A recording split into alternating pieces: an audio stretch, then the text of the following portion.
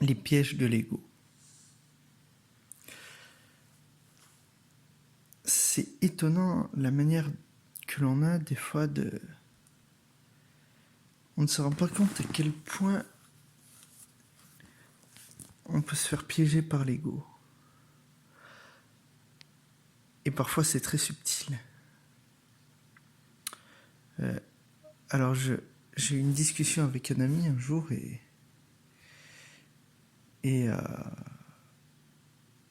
on discutait justement de cet aspect-là. Et pour nous deux, justement, on pense qu'il est moins présent, et c'est le cas, mais c'est l'ego qui s'est exprimé à travers la conversation. C'est-à-dire que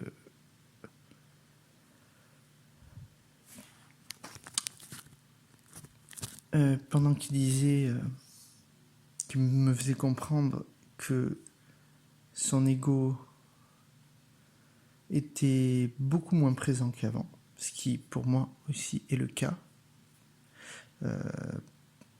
Je trouve que c'est le cas en lui, mais c'est l'ego qui dit ça. Parce que s'il n'y a pas d'ego sur cet aspect-là, si vraiment il y a l'unité sur cet aspect-là, il n'y a même pas de discussion. C'est comme pour marcher, il n'y a même pas besoin de discuter. Tout le monde sait marcher. Il n'y a pas d'ego vis-à-vis du fait de marcher. Parce que c'est quelque chose que tout le monde fait. Et c'est pareil avec le don d'amour. Et moi, ma réaction montrait aussi de l'ego. Car j'ai dit,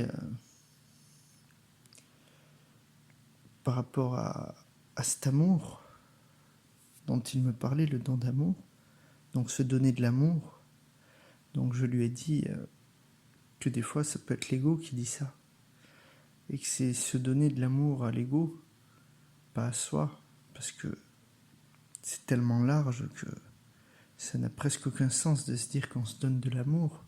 C'est de l'amour avec un grand A, même si ça peut s'en rapprocher.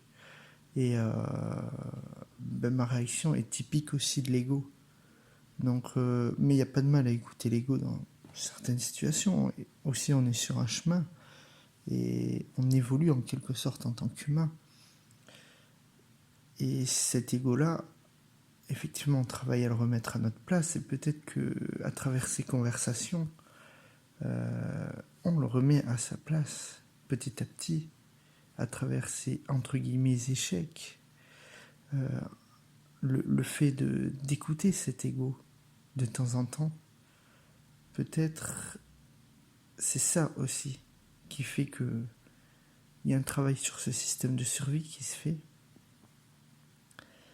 Et peut-être qu'aussi, à travers les expériences que l'on a, les ressentis que l'on a d'amour qui ont été réels, et ensuite l'ego permet aussi de le partager aux autres, parce que même si effectivement il y a une recherche derrière, peut-être de reconnaissance ou quelque chose, de se sentir supérieur, ou autre chose même de plus fin que ça et de plus subtil,